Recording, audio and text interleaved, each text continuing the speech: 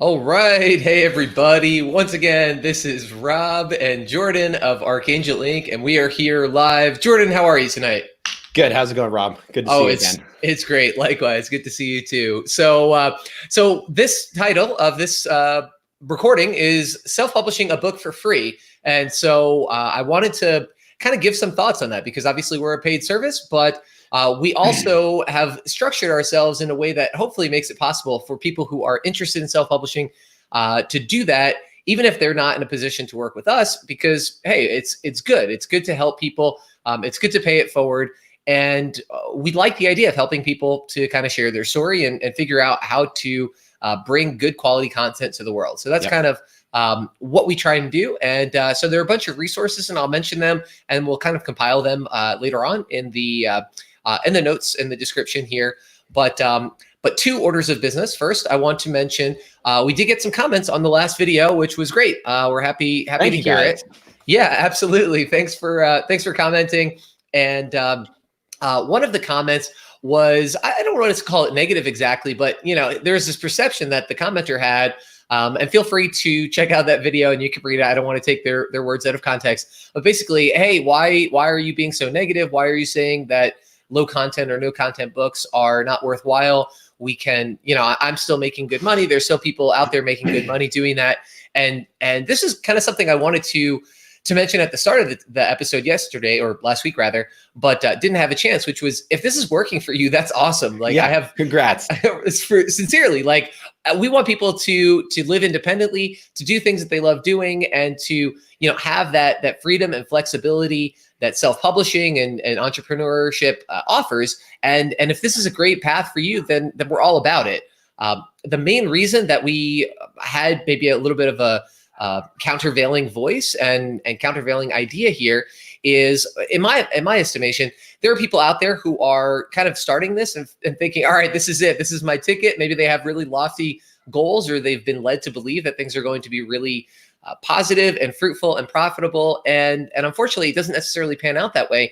And so we want people to go in, as much as possible with their eyes wide open, and to have good, realistic expectations, to have a sense of what is possible, what's out there, and what they can expect when they do that. And again, we hope that they strike gold. I hope that you strike gold. I want you to live as abundantly and happily and satisfyingly as possible in self-publishing or whatever other venue makes sense for you. But for folks who are doing it and they're not seeing the results that they've been promised, we just want to provide a voice for that and say, hey, listen, it may not be self-publishing in general. Here are some ideas and reasons why it may not be working out. And if you are still interested in this line of work, here are some possible avenues to pivot to and figure out, how I can redirect my energies and focus and maybe see a better return on my time and energy, so that I'm not just spinning my wheels and getting stuck in a ditch. Yep. Cool. Did you have anything else that you wanted to share on that front, Jordan? No, I think you covered it there, Rob. I think, we weren't trying to say, no one should ever get into this line of business and it's completely dead. We're just trying to be honest with people and say, hey, maybe right now, it might not be the best time to start it if you're looking at it for the first time. But yeah, if you're having success with it, fantastic. That's great. We're happy for you. We really are. Yeah, absolutely. So, and I don't want to spend too much time getting into it, but there are lots of people on the internet who speak a big game and kind of can direct people toward paths that may not be in their best interest. Yeah, unfortunately. And so, we just want to be mindful of that. If something sounds too good to be true, there's a possibility that it is. Doesn't mean don't try it. It doesn't mean, don't look at these promising avenues and do your best to explore them, but also do your due diligence and figure out, again, with your eyes as wide open as you can, what you're in for, what you can realistically expect, and hopefully, you strike gold. So that's kind of the spirit of that. Yeah, and I'll add one more thing to that. I think we definitely went over this in the last video, but the whole idea that, people got into the low content and all of that publishing because it was easier, but is it really, are you able to put out like top quality content? And maybe you are, like we said, maybe you're an awesome designer. Maybe you kick butt with interior formatting. You can figure all that out yourself and you like it too. And you're making good quality content. You could probably still do very well in this field. But if you're just trying to get in it to make a quick buck. It's just, that's what we were trying to just get, let people know, keep Right. people aware. Yeah, like you said, there are varying degrees of difficulty in different aspects of entrepreneurship. And so, the goal is to figure out what you are good at and what you enjoy doing, ideally that other people don't love doing, because that's where you'll have some additional value. You'll have some independent drive and motivation and capacity for doing things that might be a little bit of a struggle for other people, and might be a sticking point for people. That could be the bottleneck, but you're thinking, wow, this is awesome, I just love diving into this aspect of it. And that's great. And that's where, again, you can really find some profitability and some return on that investment, and some additional value that you can bring, not just to your efforts, but to your customers' efforts, to your clients' efforts, or to your clients' lives, so that you're producing something that they are happily going to share, a few dollars or more of their hard-earned money to support you and the good work that you're doing. Cool. Okay. So one other thing, we had a comment this week on a video. It was from back in February of 2018, but the video is KDP Print versus CreateSpace versus Ingram Spark in 2018. And the question was, and I'll summarize, I've got a photo heavy origami tutorial book. Should I use Ingram Spark or KDP? Again, I will leave a link to that video down below, so feel free to check that out if that question or if that topic is of interest to you. The person goes on to say, some say use both, but does that mean print with KDP and also Ingram Spark? I don't want my book to have two different qualities, in other words, printed by two different printers at the same time. Can I print with Ingram Spark and sell only on Amazon? And the answer to that is yes. So Ingram Spark makes books available at a number of different distribution channels, and you can opt into any of those or none of them. You can make a book available only for yourself if you want to use Ingram Spark and just sell author copies, purchase copies yourself and make them available, through your own channels, door to door, however you want to do it. But yes, you can definitely do that. The trade-off when you use an aggregator such as Ingram Spark or Drafted Digital or some of these other outlets is typically they will take a percentage of your profits on top of, or I should say, from the royalty that you get from the actual vendor. So, if you sell it from Amazon, and ordinarily your royalty per book after everything is accounted for is, let's say $5. But you're selling it through an aggregator, through a Lulu or through an Ingram Spark or someone else, maybe you only get $4.50 out of that $5 or something like that. These are rough figures, but is that basically the understanding that you have as well, Jordan? Yep. You got it. Yep. Cool. So yes, you can do that. You can definitely try it out. I would actually encourage, and this is another resource we'll share. Dale L. Roberts has a series of videos. We mentioned Dale on a somewhat frequent basis because he's a friend of the show and also a great resource for self-publishers out there. He has a series where he does unboxing videos for different printers. And Jordan's book, the Volcanic Momentum in hardcover, was actually featured in one of them. And so he talks a little bit about one, the vendor, how they package it, how they, hey, what's up, Dale? Awesome. Thank you for commenting. So he has a book where he talks about how it's packaged, if it arrives safely, it arrives quickly, is it bubble wrap or cardboard wrap? Does it have, dented edges? But then also the quality of the book, how quickly does it get there? Do the pages look good? Does the binding look good? All of these different things. So definitely feel free to check that out. We'll include a link to that down. Yep. Thank you, Dale. Yes, that is you. Down in the description after this video is live. But yeah, you can absolutely do that. People say that Ingram Spark does have a different print quality than KDP. It's hard to say, their specifications, even if they are exactly the same, may be a little bit different. The feel of the book may be a little bit different. And again, that video series will go over a little bit of that, and you can kind of get at least an impression and a video describing some of what that looks like. So thank you for that comment, though. And anybody else, if you have comments in the next week on this video or in other videos that we have, there's dozens of videos that we've put together. I will do my best to answer them. So thank you for commenting, and we always appreciate interaction, and we'll try and lead you in the best direction that we can based on the information that we have. Anything else that you wanted to share on that front, Jordan? I was going to ask you a question that I've heard people ask me before, and I don't necessarily know why they've asked it, but people have asked me is there an advantage to publishing through Ingram Spark? Say you publish a paperback through Ingram Spark and you publish a paperback through KDP Print. Is there any reason necessarily that you would want to do that? Are there any advantages to Ingram Spark's distribution over KDP Print or anything like that? Because for me, I question it because why would you do that? I'm not sure. I've never had that come up personally, but people have asked that. I'm just curious. I don't know if you know. Yeah. That's a great question. So this is something that's come up before. One of the things that KDP Print now offers and KDP is expanded distribution. And so what expanded distribution is, it allows you to make your book available for a number of different platforms outside of Amazon, the Amazon ecosystem. And so it's going to work similar to what I was just describing with Ingram Spark. They're going to take a percentage when they make it available on, barnesandnoble.com, for example, or anywhere else.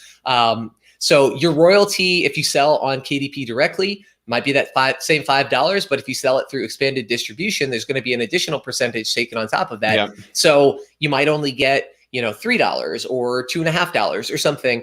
The advantage to doing that is you make your book available through those channels and you don't have to purchase your own ISBN. And we'll get to this later in the program. We're talking about self-publishing for free.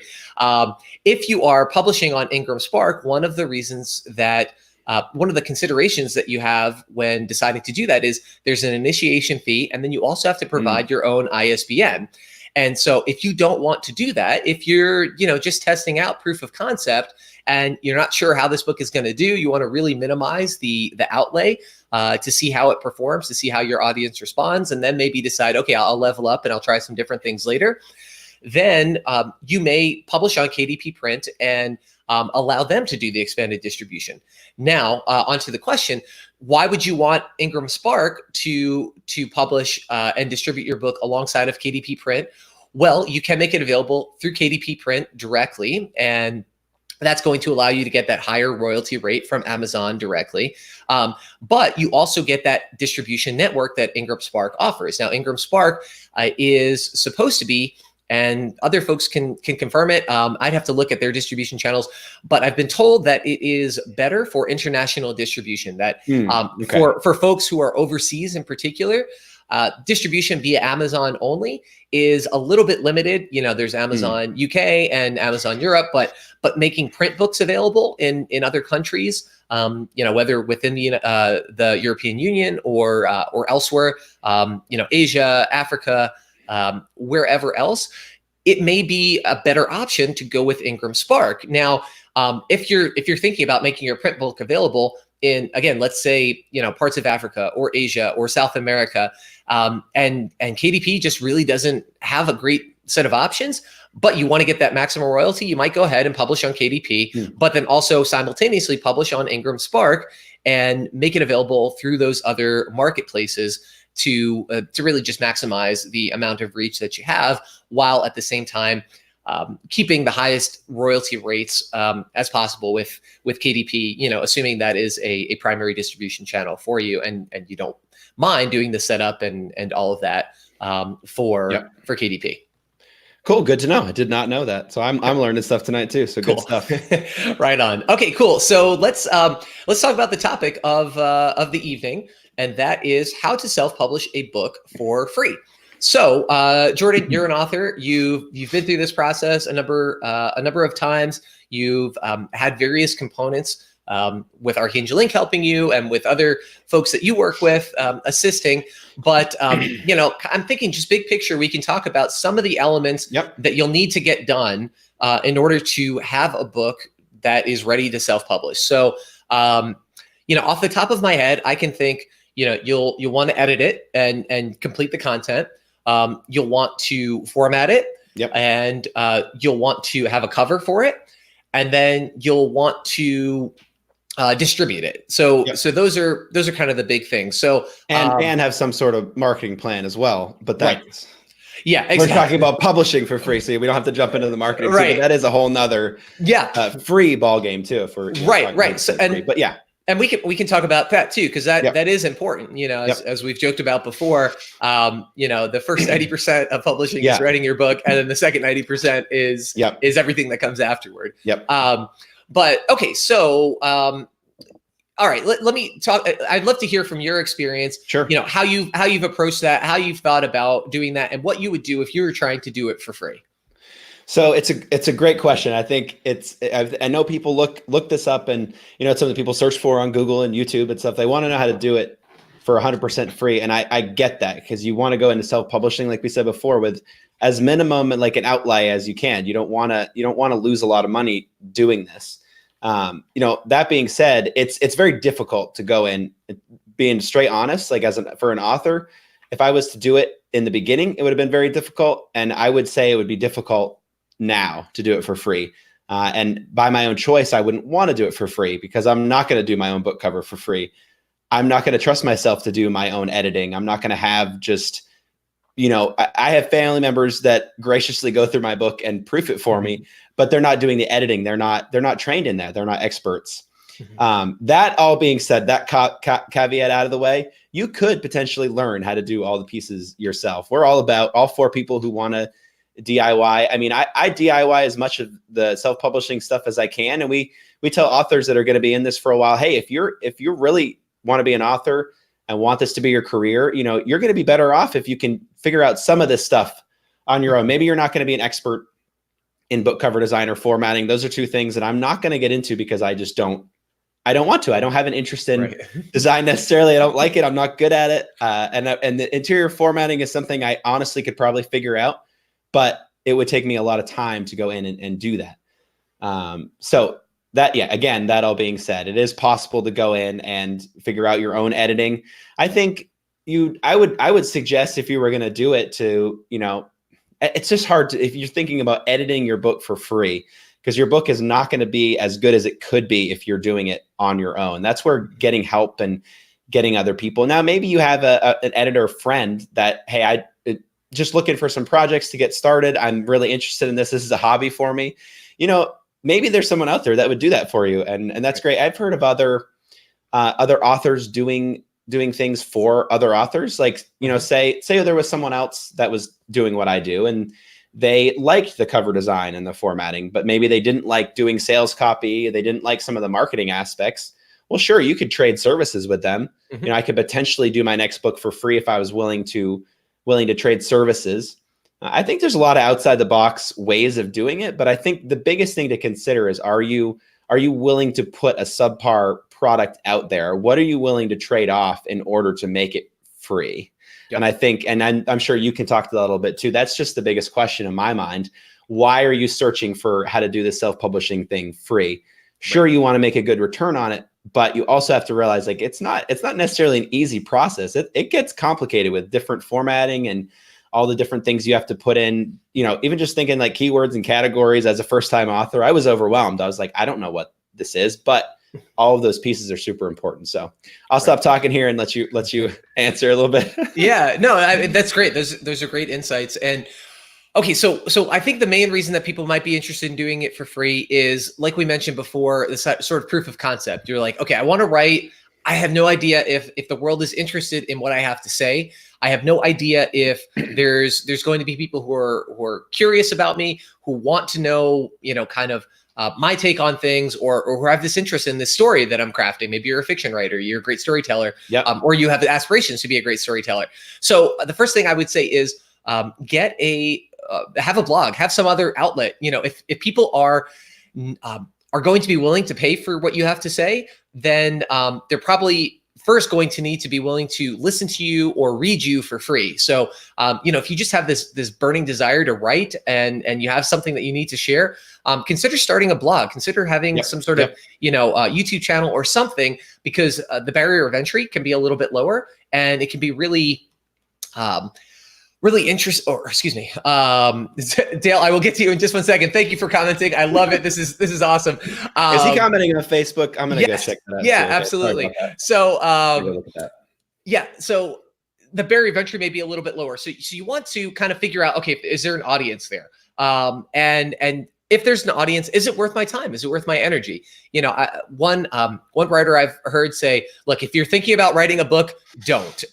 Which is to say, if you really wanted to, then it's not something you're thinking about. It's something that you're already doing. Like, you've already started. Maybe you're running into some pain points, some sticking points, or or you're not sure which direction to go, but it's something that you just can't not do. And so if that's you, then thinking about writing a book is really not the concern. You know, you're past the thinking stage. You're already doing it, and you're trying to figure out what the heck do I do next, because maybe you're fumbling around and trying to make sense of the whole process.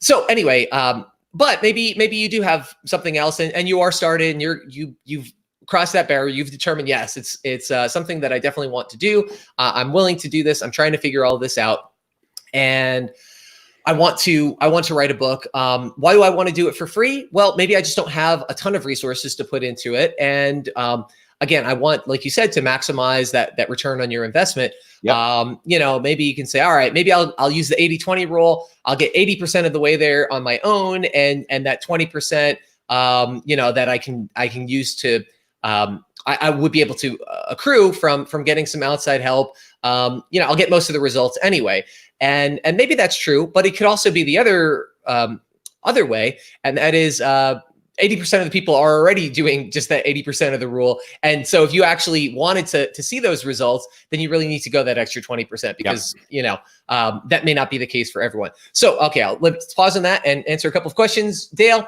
no pressure, guys. I'm doing a watch party in the self-publishing books group. By the way, can't you do free books through Archangel Inc? Sort of you can. We do offer free consultations. Great question, Dale. We do offer free consultations. So we have some free resources, and that's another great segue. So thank you again, Dale. I'll include a link down below. We have a free email series, the Archangel Inc. series. You can buy it on Amazon as well if you want it in print edition. It's that, let's see, lovely book, right, with that red circle right behind me. And so yeah, you can absolutely come to us if you're thinking about publishing and, you know, want to just use us to help get over that hump. And it's 30 minutes, no obligation. Obviously, we'd love to work with you if you're in a position to work with us. But if you're just looking for some help, then yeah, you can sort of publish with us for free. So we're happy to do that. Dale Roberts also says, Keith really created a children's book through a royalty split that ended up being a traditionally published book. He didn't have to spend any money. That's an awesome point. So one of the appeals, one of the things, a great point. Yep. Yeah, one of the things that people sometimes ask about the difference between self-publishing and traditional publishing is, you know, they come to us and they say, oh, well, why do I have to pay you? You know, why am I paying for other people to do this? Why don't you just keep a percentage of my royalties on the back end?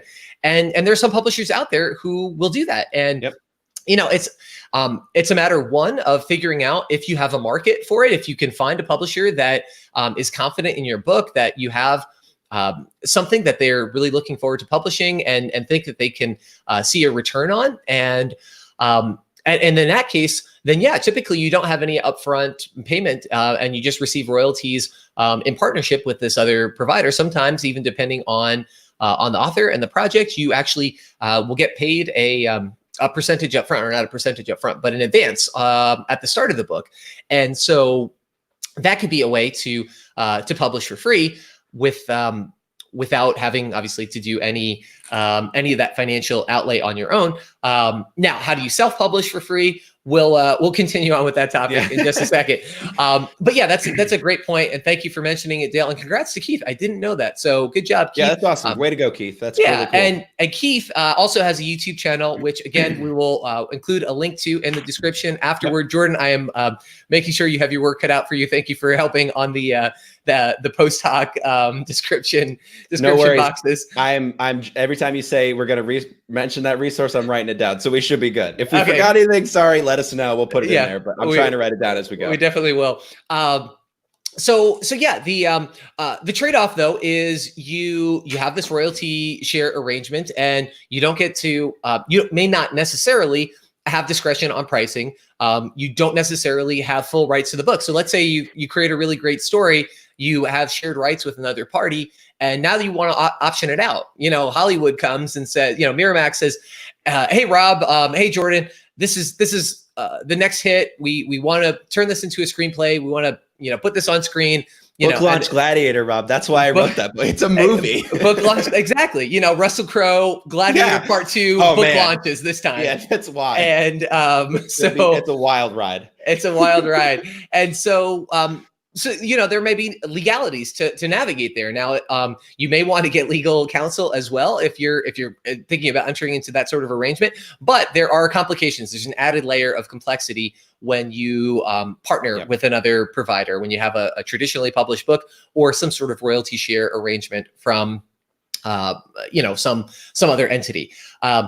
One last thought on all of that before I let you share anything that you'd like to, Jordan, is if you're in that position where somebody is interested in partnering with you, you probably have a platform already, which again is going back just a couple of minutes ago.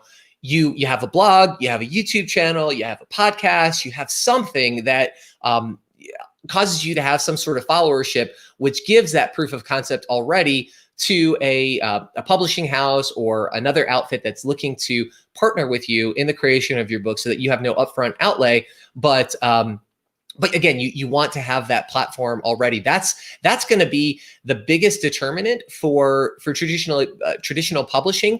Typically, what sort of organic audience can you bring already? What's your platform that you're going to bring to this publishing house? Because despite the impressions that people have that they're just going to go and pound the pavement, and knock on doors for you, and they're going to write these press releases and contact all of your favorite podcasts and go around talking to people for you. Most publishing houses don't have the resources to do that, unfortunately. A lot of that marketing is going to be on at your own feet, and so it's your responsibility to deal with that and to manage that. And so they want to see, okay, yeah, we're gonna spend several $1,000s, maybe tens of thousands of dollars publishing this book, bringing it to market. I need to know very well, with a high degree of certainty, or at least a high degree of confidence, that you, Jordan, who's signing this contract, that you're going to organically be able to guarantee 1,000 sales or a couple of thousand sales to the table. Yeah, exactly. And so you want to have that platform already built out. And again, that's part of being that content creator and getting into the book field. Any thoughts on that whole string of words that I just shared? No, I think it's great stuff, overall. So I think, to answer the question, can you self-publish for free? Yes, it's possible if you're willing to pound the pavement, DIY, maybe find some relationships of other people maybe you can trade some services with. But for the most part, we kind of tend to shy away from, saying that it's definitely the right thing to do. I think it's possible, but yeah, I wouldn't necessarily recommend it. I think there's definitely ways you can do it. If you're willing to DIY, you can do it for cheaper if you want to take on a lot of stuff yourself and want to learn it. But yeah.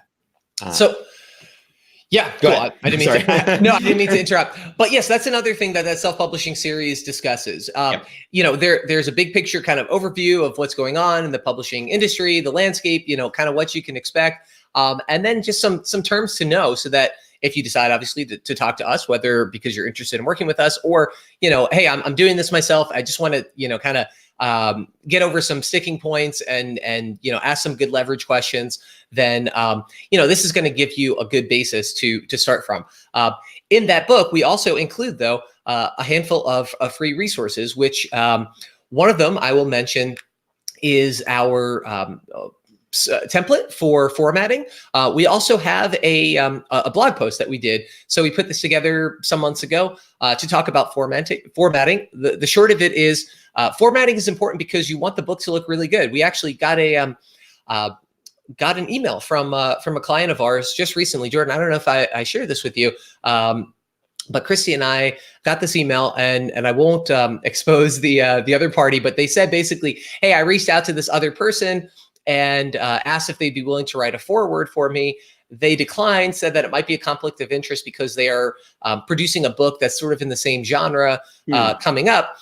However, this book that that this other party produced, the very first review, they've got 2 reviews, and one of them was 1 star. It said, formatting is terrible, almost impossible to read, pass on this one, something like that. Oh man. Yeah, which is really sad. I mean, I feel bad for this other person. But it's a good testament to the importance of formatting. It's a good testament. Yeah, to have something that looks really good and professional. And when it comes to audiobook production as well as formatting, one of my principal goals really is to get out of the way of the content.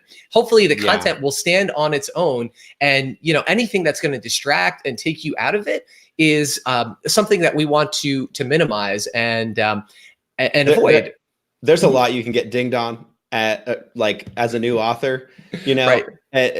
Get your formatting right, get the book edited, you're learning the whole process. You're writing the book for the first time, let the review, try to give yourself the best chance possible to make a good impression on your readers and to get good reviews.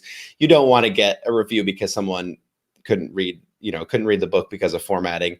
It is a distraction. I read a book that I think is pretty famous. I think it has over 100 reviews on Amazon. Really good book. The formatting was terrible. And I'm not going to leave it a bad review because it didn't really bother me. The content was good enough. I think if your content is good enough, people will forgive you for editing mistakes, proofing errors, and formatting. But if I didn't like the book anyway and the formatting was bad, I would have left a 2-star review and been like, this book had problems and I wasn't a fan. And I think the best we can do to get that stuff right, it's not necessarily easy, but if you do your homework, you can get it right. And it's important. Yeah. Yeah, absolutely. I think that's a great point. There are a lot of things that you can get dinged on as a first-time author. Somebody's going to say, I don't like that. That's not very good. And many reviewers really relish in pointing out things that went wrong. Yes. So one of the things that was actually it reminded me of was very satisfying. One of the early projects that we did was for Nate Miyake. Thanks, Wheeler. Thanks, Keith Wheeler. We appreciate it. Great content, guys. Keith says, thank you, Keith. Everybody check out Keith. Keith has a great YouTube channel and great content out there. So Keith, we appreciate you stopping in. So one of the early projects that we did was for Nate Miyake. Nate is super cool. I don't know if he's producing any books at this stage, but he's a coach and trainer, fitness guy, sharp dude, and and Nate is I forget whatever it was, the book that we put out, somehow or other, it got sent over to a top 100 or top 1,000 Amazon reviewer. And He actually specifically mentioned in the content, he's like, I read a lot of books, get a hold of a lot of different things, but and sometimes you'd be surprised. There are problems, like you click on the table of contents and it doesn't send you to the chapter that it's supposed to, or just the formatting looks funky. It's hard to navigate. And he said, fortunately, everything worked as intended here, which was in some ways kind of a small compliment, but also it was really satisfying. Now several years later, was one of the reviews that I really appreciated and remembered. Obviously, that's speaking more to us because we're the producers of it, not the content, creators. Yeah. I certainly love when I'm producing something, when I'm authoring something, and people say nice things about what I have to say. So that's really cool. Anyway, there are a bunch of things that you could potentially get beat up by or beat up on by new readers. And so to the extent possible, why not take that extra step and avoid that, make sure that you have all your ducks lined up and that things are working, at least more or less as intended. So that's one less barrier of entry that you have to cross over to win people's approval and support and having them patronize you. Ultimately you want them to support you and to pay their, again, hard-earned money to read or download or whatever the content you're producing. So you want to make a product that I think at the end of the day that you're proud of. Mm-hmm. And that may not mean everything to everyone, but I think it does mean something, in the fact that, if you're going to be extending your platform beyond just Amazon, we recommend you do that eventually. We talked last week, I believe, or the week before about the different levels of building your platform and different ideas. Mm-hmm. If you're going to go on eventually to speaking engagements or to have a course or to have even more valuable content for people that you're charging, a lot for, you want to have a good product in that first end. It's people's first impression of you. You want that book to be good. If you go and give someone your book at a conference, you want to be proud of the final product, and mm-hmm. because of the cover design and formatting for me, I feel like I can bring that. Okay, I worked on this content. I had experts help me with the stuff that I'm not necessarily good at. it's helped me to get a finished product that I can bring to these places and I'm proud of. And I think I mentioned before, I'm trying to get into that more myself, into the speaking engagements and stuff. And I have products now that I am, like I said, I'm proud of, but not just proud of for my own vanity, but proud of so that other people, I can give it to other people. And yeah, these are good. Like, this doesn't look like it was self-published. You know, the whole negative stigma on self-published, you might fit that bill if you do it 100% free. Again, best content, you know, best possible content for it. It is valuable, not just for your own vanity, but for your own eventual success as well. Right. You want something that's going to be an ambassador for you, and that's going to, you know, speak well of you and cast the best impression for you. And again, yeah, like you said, there's the sort of impression or the stereotype of the self-published book, and not authors, but content or readers, buyers are pretty sensitive to it, even if they can't quite articulate what about a project feels a little bit off or feels different than a, you know, conventionally published book or something that was put together really deliberately and intentionally and professionally.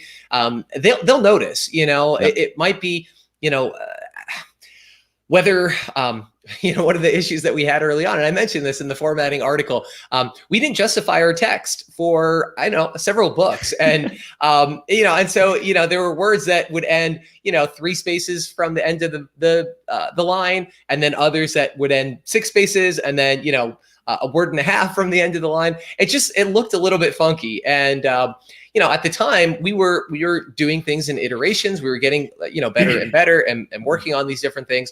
But eventually we realized, okay, so that's something that we really need to pay attention to, because readers will know. And if they have a reason to doubt you, they will. And if they don't love you because of your content or for other reasons, because you have that followership or whatever, then they may be a lot less forgiving. So, you know, as you get bigger and bolder and, you know, have more of that followership, your flexibility can potentially go up. People might say, all right, you know, you've got a blog with, you know, thousands of site visitors a day, you know, a typo here or there, maybe not as big of a deal. You know, you've got 20,000 people on your email list, a whole bunch of folks. Yeah, they might say, oh yeah, that's just Rob. You know, he'll miss, you know, he'll misspell, you know, the from time to time. Yeah, or, and that's you know, fine. Whatever. But when you're starting out, you know, you don't want to make it look like you're doing things half-heartedly, or that you're not paying attention to the needs of the author, or rather of the reader. You know, you want the content readers to know, hey, I care about you. I'm spending all of my time and energy to make your life better. You know, I'm going to put in the extra effort so that you don't have to. You know, I don't want to put a whole bunch of word salad on the page and say, yeah, you know what, I just don't have time to put this into something coherent and sensible and concise. My time is more important than yours. You figure it out if you want it. And it's like, okay, if you don't already have a good followership, there's a good chance that you're going to have some audience attrition. The audience is going to say, if you don't have the time for it, I certainly don't have the time for it. Why bother? Like, if you don't respect me enough to put something out there that's intelligible, then maybe you're not the person for me. And, you know, good luck to you, but I'm out, you know, like, so you don't want to do that. You want to give yourself every advantage and afford yourself every opportunity that you can, especially when you're starting out. So, okay, big picture. Now, editing. You've talked a little bit about editing. Again, let's go over it. We've got editing, we've got formatting, we've got cover design, we've got publishing. So editing, you know, you can practice. Maybe you can do some skill shares. A couple of the tips that we often recommend, proofread it yourself by actually reading it out loud and seeing how it sounds. That makes a huge difference. Yeah, and sometimes something that you know, you see on screen, as you actually translate it into something that you're reading aloud to yourself or into a microphone even, is you're like, oh wow, that is not what I intended. That's not correct. Yeah, that's not correct. That's what I saw. That's what I thought was there, but it is in fact not there. You can also read it backwards. Now, this is going to take a ton of time, but I've heard people reading it literally word for word backwards just to test kind of spelling.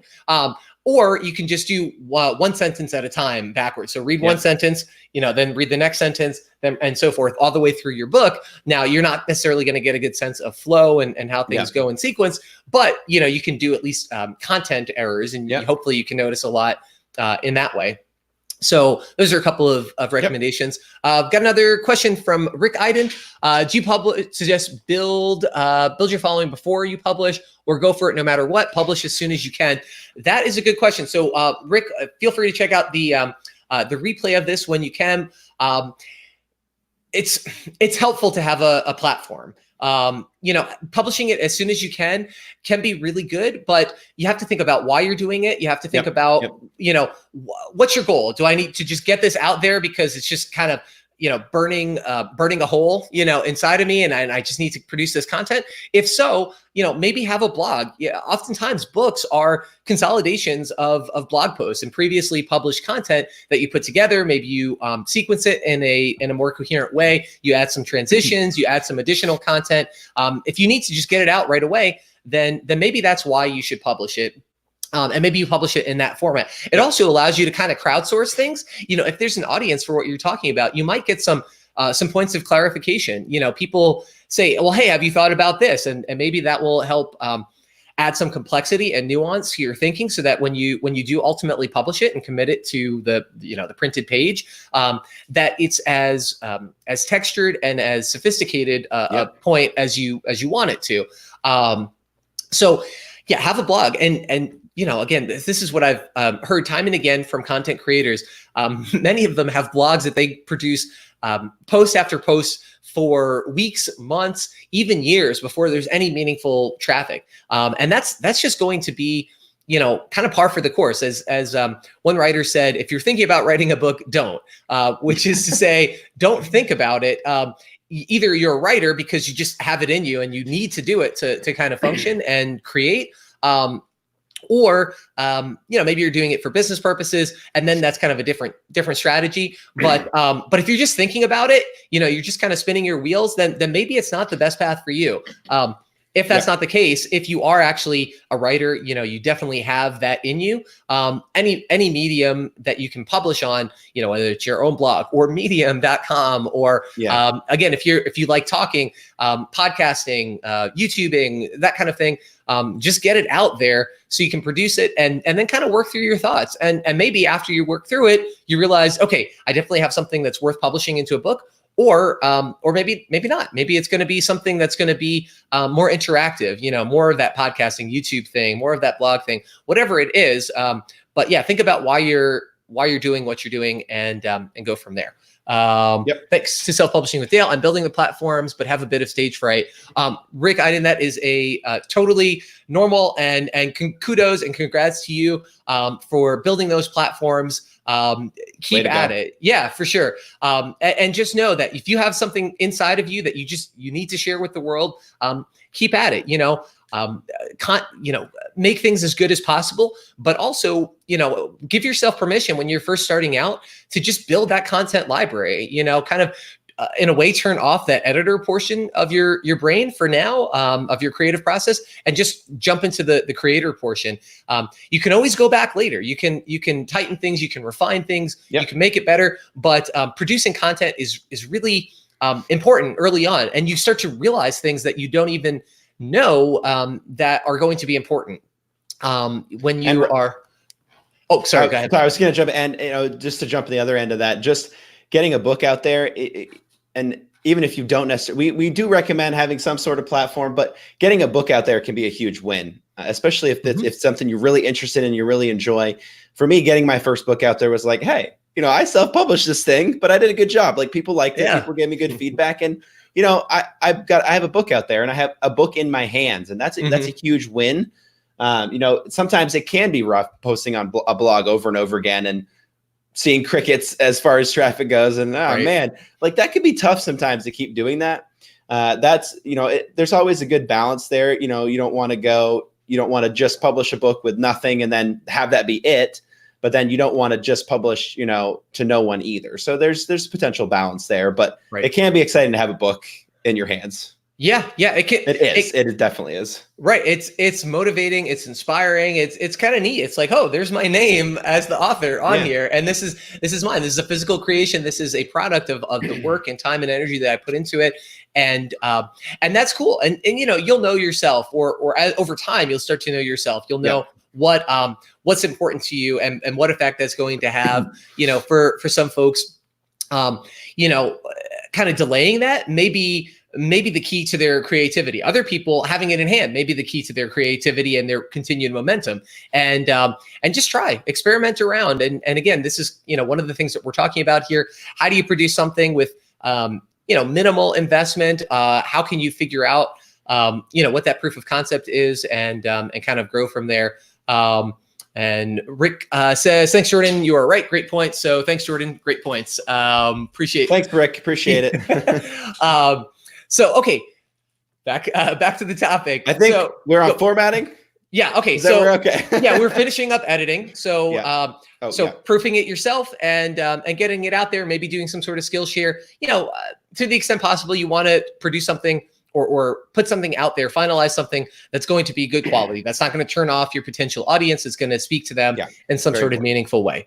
Onto formatting. We will include a link to that formatting blog post. We have a couple of free resources. You can definitely do it at minimal cost if you are interested in doing that. You don't even, we use Microsoft Word, or I've used Microsoft Word. Nowadays we use Adobe InDesign, which is kind of more robust as a publishing tool, but I've tried to use Adobe InDesign. It's way over my head. I don't understand it all. But again, I don't do formatting. But just so people know, InDesign is like it is Adobe. So it is, if you're not into design at all and you want to do it's overwhelming. But I had to add that in because it for me it was like, I'm not going to do this. I am minimally aware of Adobe InDesign. We are awesome. We have an incredible interior designer, Tyler, who's been with us for years and years, and we love him. And thank you, Tyler, for all your great work. He actually included a little section in that blog post, which I reproduced, that kind of outlines some of the differences and the advantages that Adobe InDesign offers. So this might be something that you get into. Now, again, that's not free in the sense that it is a paid product, but we're also talking about self-publishing and doing this digitally. It's not free necessarily to get online, right? You have to have access, to the internet somehow, to the computer. So this is varying degrees of free, but for the most part, if you want to use Microsoft Word, that's what I've used in the past. There's a good template form that we have available. It's the skeleton file, and we link to it, and you can utilize that. You may even be able to utilize that in Google Documents. So also, free in so much as you have access to, a Google account and the internet. Yeah, I always start, I write all my books on Google Docs. I'm not a huge fan of Word. And I upload that skeleton file to start every one of my books that I've done. And it's super helpful because it sets the stage for proper formatting and it helps me organize everything. So it's a good file. It doesn't mean it's not super in depth, but it does set up the initial formatting that you would need, I think, if you were going to do it even on your own too.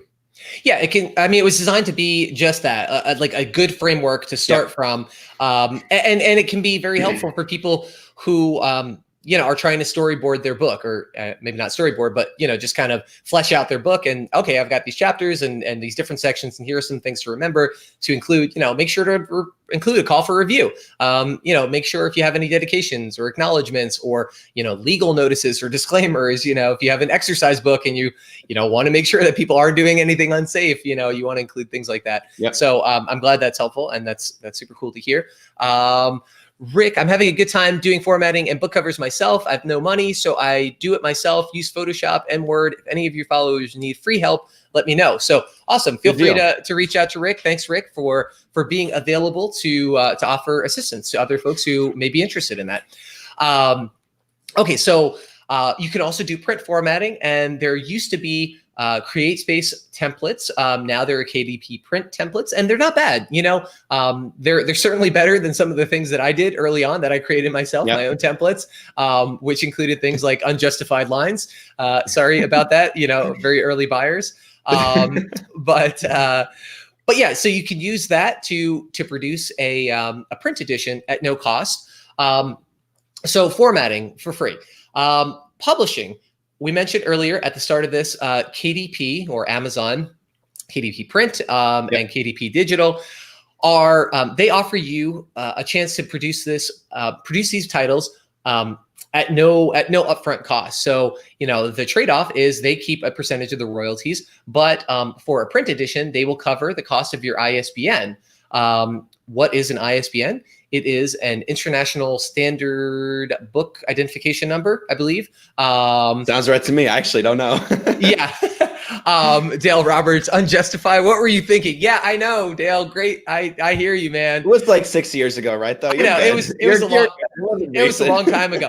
So, okay. So here's this might be fruitful for people out there. One of the things that I did, literally, I did market research. I went to bookshops and looked at books, took pictures of what they look like on the inside and said, how can I do that myself? I don't really know a ton about Microsoft Word, but like, how can I reproduce it so it looks basically like this? So, over time I started to add, headers and footers and, little glyphs at the start of chapters and, actually take a look at what's out there. What are those subtle design elements that distinguish a professionally produced book, something that you would pick up at Barnes & Noble, at Books A Million, at wherever, and try and incorporate those, try and reproduce those. And I'll try and include a link. It was from a couple of years ago. It might actually be in that formatting blog post that we have.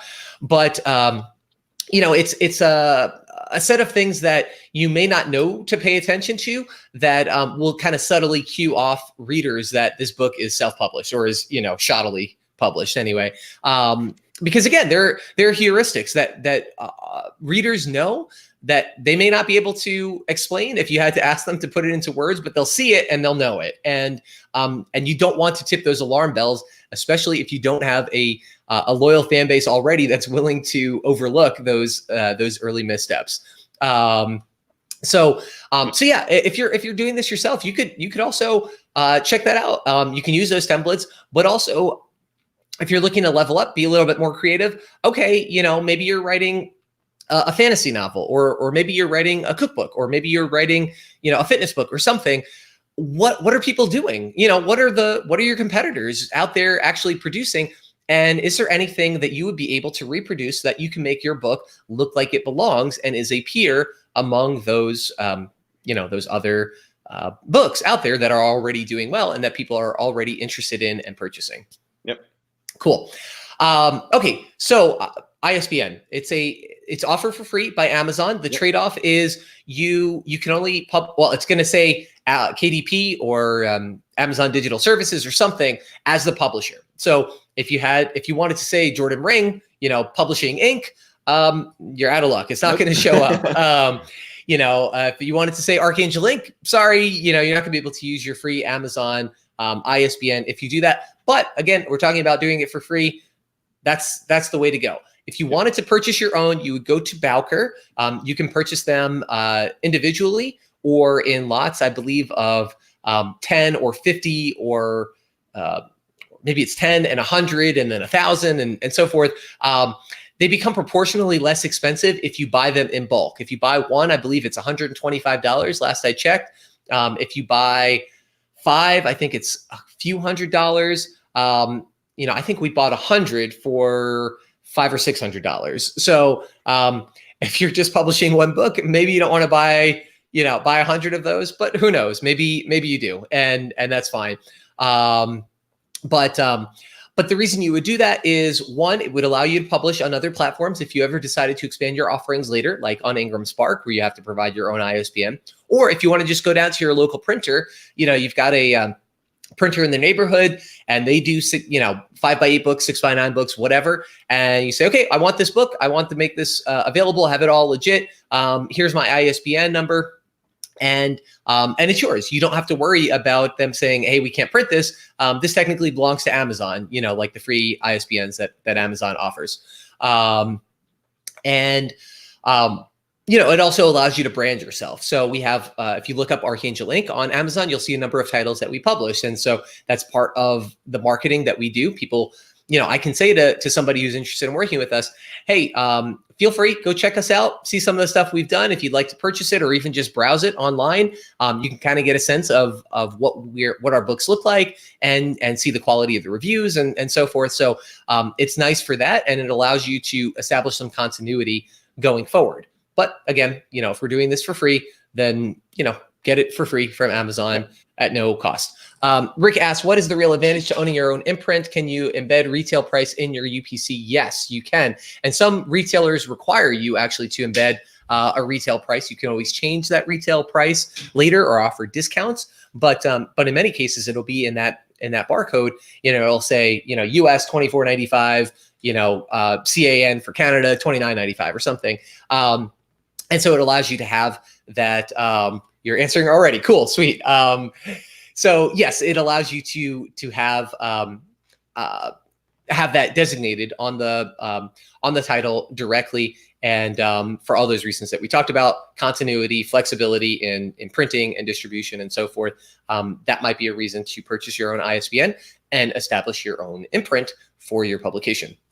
How are you doing, Jordan? Any questions? Is that all clear for now? Yep, you're good. I was just looking at the comments to see if we missed anything. Okay, Sorry, right on. No. Awesome. Space there. Just making sure.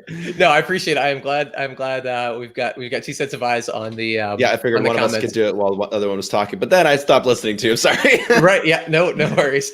Okay. So publishing, we talked about that. Cover design, that is also important. Now you can do it for free. As Jordan mentioned, it can be tough. I mean, if that's your skill set, if that's something that you like to do, by all means do it. Your cover is going to be one of your largest parts of marketing.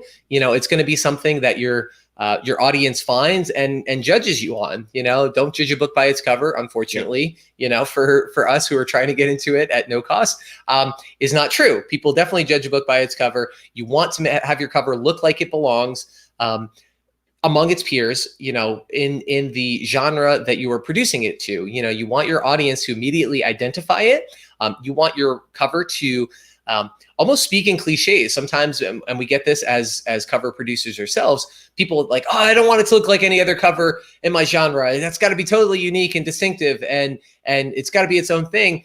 And it's tough. It's tough to do that because you want people who are your audience to know it at a glance, to say, yep, that looks like the werewolf romance novel that I was looking for. You want this to look like the I don't know, the fitness book that I'm expecting. Yep. So you want it to speak in cliches to some extent. So how can you do this for free? Again, you can use, if you have access to Photoshop, that's great. There is a free similar analog to Photoshop called GIMP. It's a new image manipulation project, and it is cross-platform, so you can do it on Mac or Windows. I believe you can also do it on Linux. So any Linux users out there, I believe GIMP is available for you.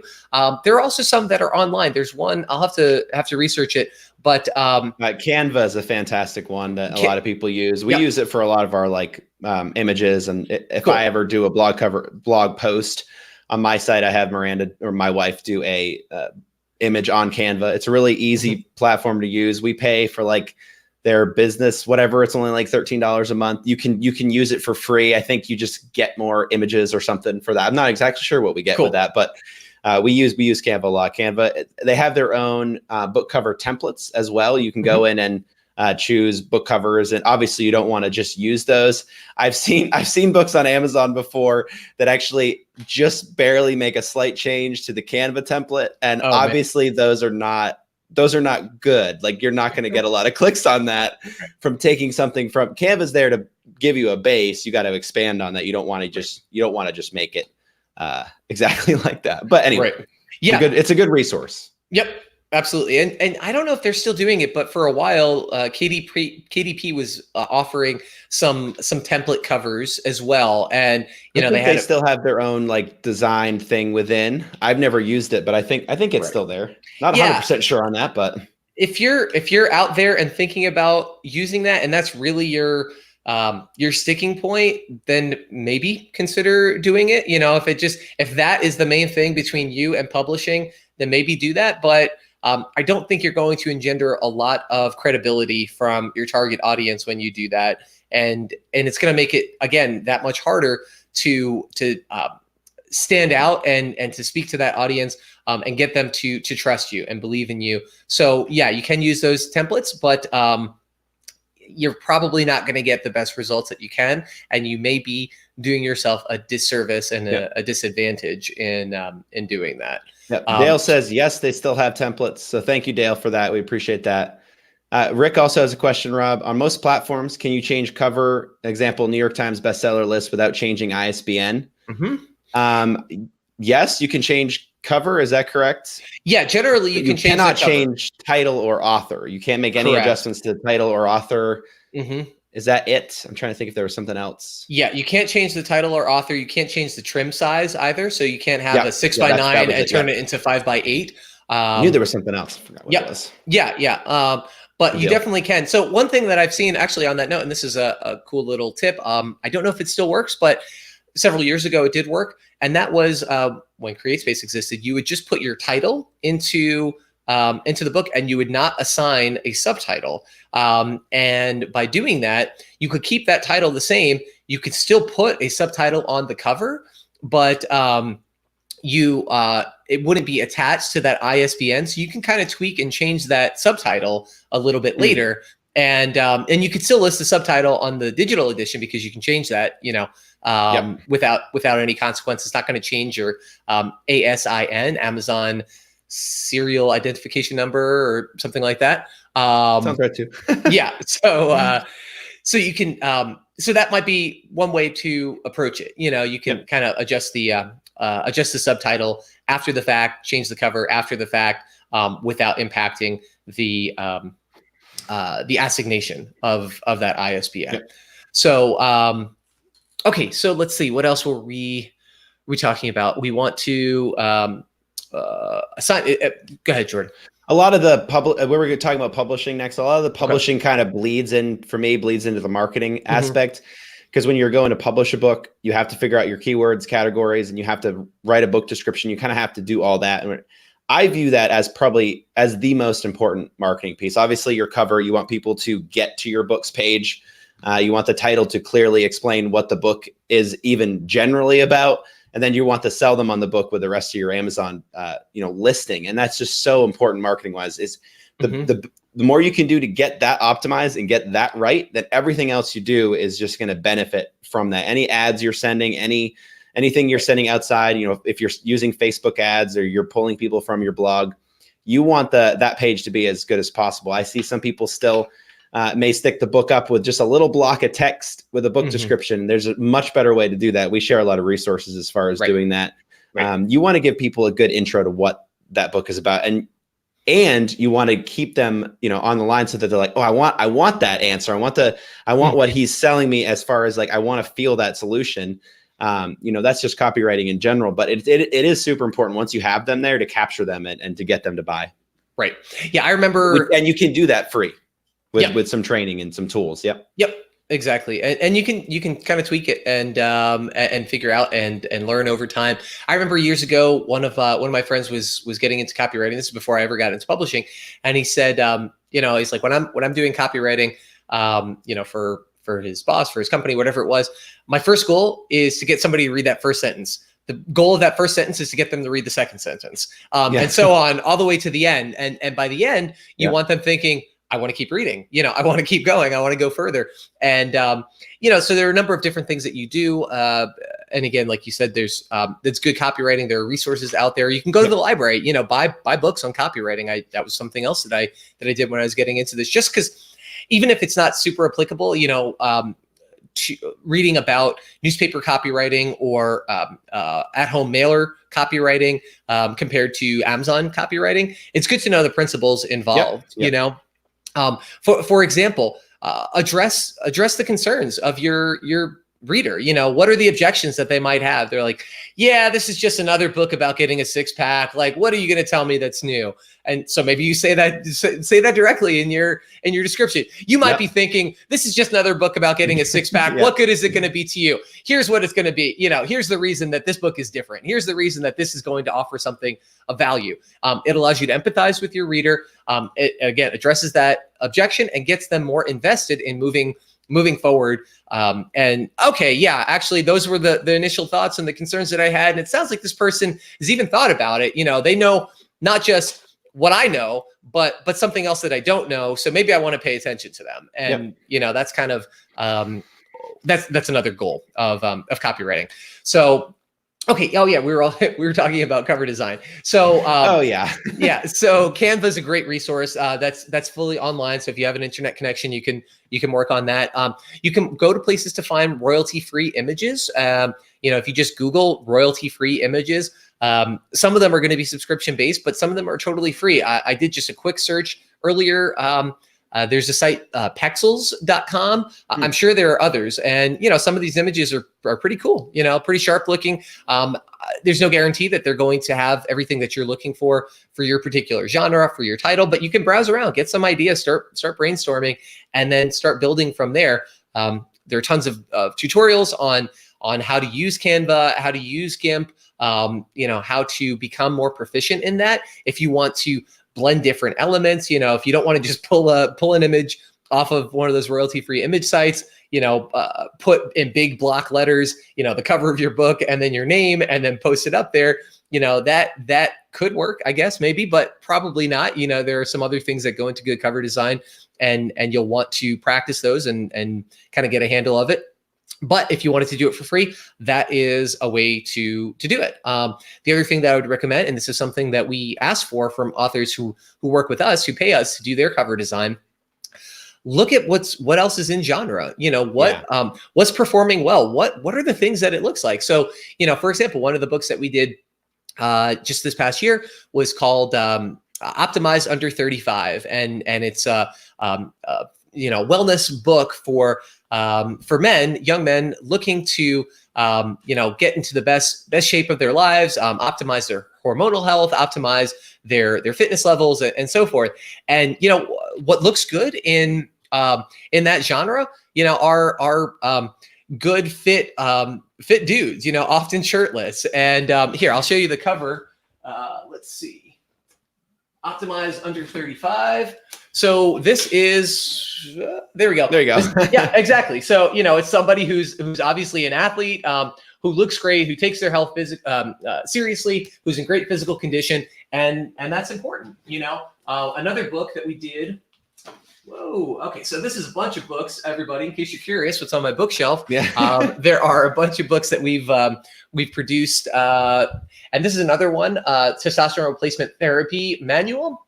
And it's just a six pack, really. I mean, it's just a chiseled dude on the front, and you think testosterone, you think fitness, you think somebody in amazing shape. And so what are people doing out there? What's going on in your genre, and how do you speak the language of your audience? Again, this is a recurring theme. You want to make it as easy as possible for your audience to connect with you, whether that's in producing good content, minimizing the number of errors that you have, speaking their visual language, speaking their formatting language, not making it a chore to read through the book and, kind of try and piece together the content because, there are 3 words on this page and 50 words on this page, and then a full, 250 words on the next page, or whatever it is. Make it easy for your audience. Show that you respect them. Show that you have something of value you want to offer them, and that's going to differentiate you and give you the best chance of success going forward. So, okay, cool. Comments, thoughts, questions on any of that, Jordan? Yeah, I think we don't have to go into too much marketing wise. I just want to share the 2 resources again. Cool. I think my book, Book Launch Gladiator, really is a book for people that want to do a lot of the marketing themselves. It is very hustle oriented. You got to put the time in to figure it out, DIY a lot of this stuff. There are a lot of good book marketing books out there. There's another one I really liked that I read recently called Snowball Book Launch by Ray Bream or Brem. I'm not sure how to say his name. Cool. But really good book. But his book is a lot about, how to figure out BookBub ads as well as Amazon ads. So you're going to be spending a lot of money on ads if you go his direction. Now, he has a lot of good strategies in there. But again, if you're looking to do it for free, maybe just try to do as much as you can, hustle-wise, get that page optimized, and then just do your best to start sending traffic that way. Maybe you want to fiddle around with some ads, maybe, and not spend too much, but just see what you can do with those, start sending some traffic. But do the best you can to get that organic traffic from Amazon, by optimizing that page. Cool. Yep. Great. Important important thing to keep in mind when you finally get people over to that page. You want to do as much as you can to actually turn them from a browser into a buyer, and optimizing that through a good cover, through a good title, through a good subtitle, through great copy, and hopefully through good reviews is going to give you that good chance of success, so you can actually hopefully see a return on your investment of all this time and energy that you put into creating this amazing book for the world. Yeah, you got it. Cool. Okay, so we've been going on for a while. Thank you, everybody who's commented. Thanks, Dale. Thanks, Rick. Thanks, Keith. And anybody out there watching during the replays, feel free to comment. We'll do our best to answer questions, address them either in the comments or in subsequent videos. To summarize, how do I produce my book for free? How do I self-publish for free? Big things you want to think about are your editing. You want to think about your formatting. You want to think about your cover design. You want to think about your publishing, and feel free to go through, check out the resources down below, which will be there at some point, if not immediately, but soon in the description. Lots of information there, and lots of ideas to get started. Big thing to remember is, why are you looking to do it for free? What is it that's causing you to want to publish this book and to not necessarily, invest a ton in it? And if it's, that you just have this burning story, start building your platform. That's going to help you if you do end up publishing eventually, excuse me, or it's going to allow you to say, actually, I thought I was really interested in this topic. I thought I could, talk about it forever, but I really don't have as much interest or desire to do it anymore. And therefore you've minimized your investment as well. You've got, you jumped onto a free WordPress blog, and, you've commented, you had a dozen posts, and you're like, yeah, I guess that's about all I wanted to say.